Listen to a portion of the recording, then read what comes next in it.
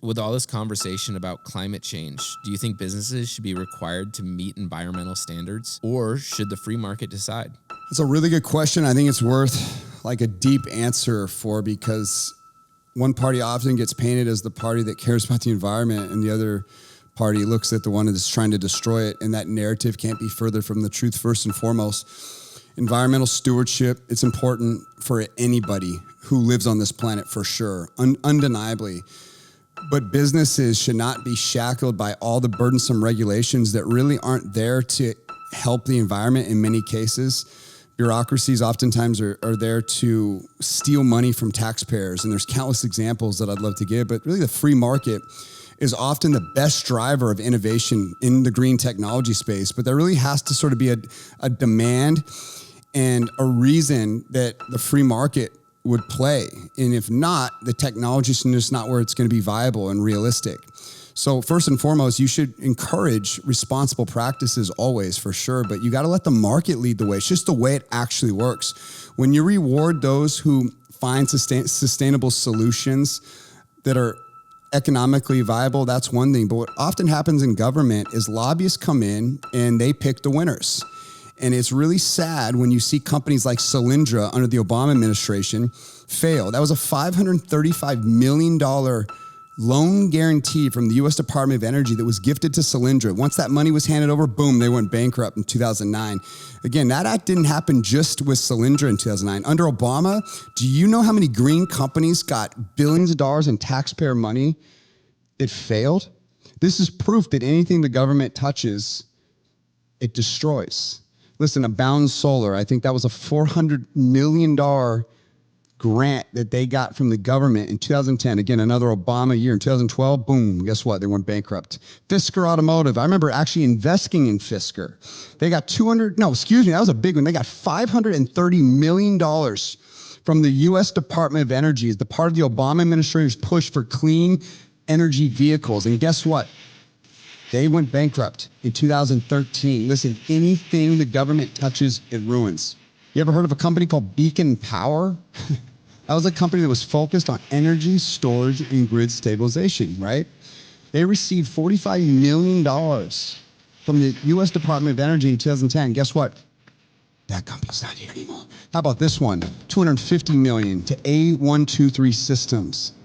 This one was a big loss, huge loss, like overnight. Second that money got handed over, it disappeared, then they went bankrupt. That was a company that manufactured lithium-ion batteries. Listen, anything the government touches, it ruins. You can't pick winners and losers. Bureaucracy destroys everything. That's what people that don't understand, that free market is the only driver of true innovation. It always has been, and it always will be. And I can point to even examples of where it looked like there was success, and maybe even some powerful precedent was set. NASA is another good example. You know, NASA was an incredible company, but it had zero competition. And in the end of the day, we never really analyzed the amount of dollars that were being frivolously wasted away with NASA.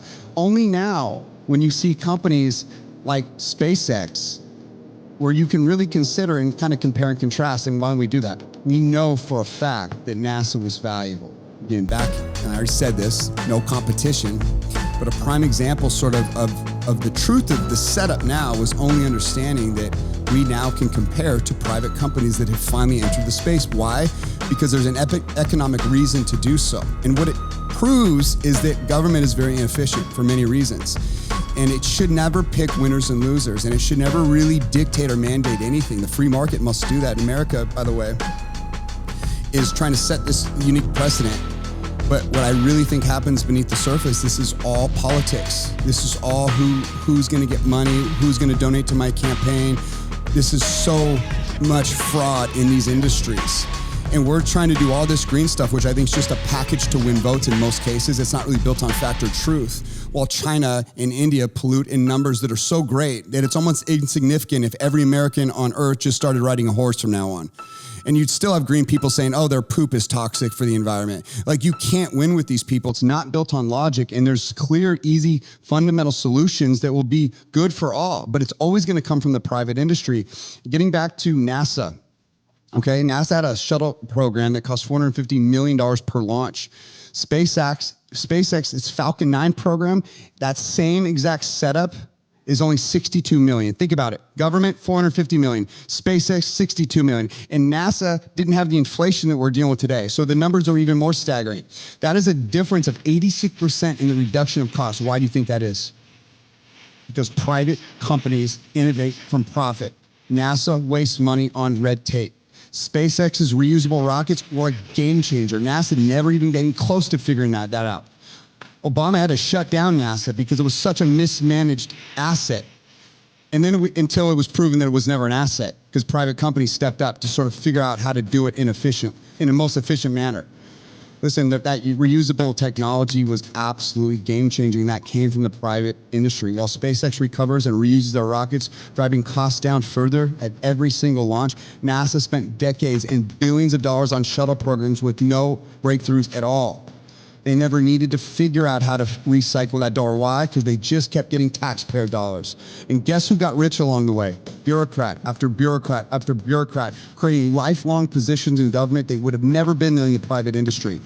Speed and innovation. NASA took 20 years to plan and execute a space shuttle launch. It was just in half the time where SpaceX was actually developed, tested, and now figured out how to use those reusable rockets, launched them into space, and had successful launches. We are now headed towards Mars with Starship. Private industry's light years ahead at any speed, undermined by government's bottlenecks. Again, how did this relate to the original question? Anything related to the environment is a fraud. And you have to be able to see through of why government can't pick winners and losers, why they really can't mandate anything that has any kind of connection to truth attached to it, because all they do is waste. And there's always an incentive that is not what you think it is. Follow the money. The ability for a private company to take risk and have agility. This is everything. NASA had all that political oversight and taxpayer funding, but they couldn't even afford to take the right types of risks. Private companies, however, they learn from their failure and they don't make it happen again. That generates a faster, more viable option that often you don't see in government. SpaceX famously had multiple failed launches, sure, but each one of them led to the rapid improvements that just compounded quicker and quicker and quicker into that final product. Government-funded NASA, one failure and the entire program grinds to a halt due to political fallout. When you think about market competition, what does that mean? Private industry thrives on competition, driving prices down and innovation up. SpaceX isn't just competing with NASA, while NASA competed with no one. SpaceX is competing with Blue Origin, Rocket Lab, and many others that are players in the game now. NASA faces zero competition, leading to a bloated budget and slow progress. When there's no competition, there's no pressure. There's no urgency to move or improve. And then the last part I think is important to understand when it comes to government touching anything, including environmental things, but let's just use the lane I'm on as an example, is dependency on bureaucracy. NASA is tied to the government in all their budgets, making it slow and inflexible. Programs are delayed or canceled depending on political priorities. Private companies raise their own funding. How do you plan when you can't even really be held accountable to where every dollar goes? How do you plan efficiently? Well, it doesn't matter if it's a never-ending treasure trove. See, in private industry, there's consequences if you misuse the dollar. If you make a mistake in the private world, you can go bankrupt. You have taxpayers. If you make a mistake, you actually get rewarded in many cases. And I can give countless examples of that, where someone in the world of where taxpayer dollars go in government bureaucracy, they get rewarded by their failures. In the private industry, Elon Musk will go bankrupt, literally.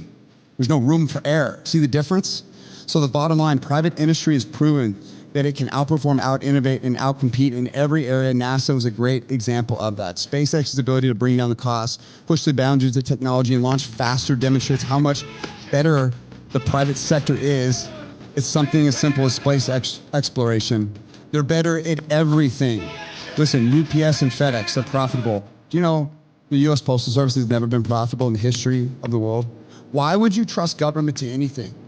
Do not trust them with anything. It's always the private industry. So when it comes back down to the bottom line of sort of green innovation and the original sort of question, it is always going to be driven in the private industry. That is where all the breakthroughs are always going to happen. You mandating it only makes it more expensive, and who it really hurts is the lower class and the middle class.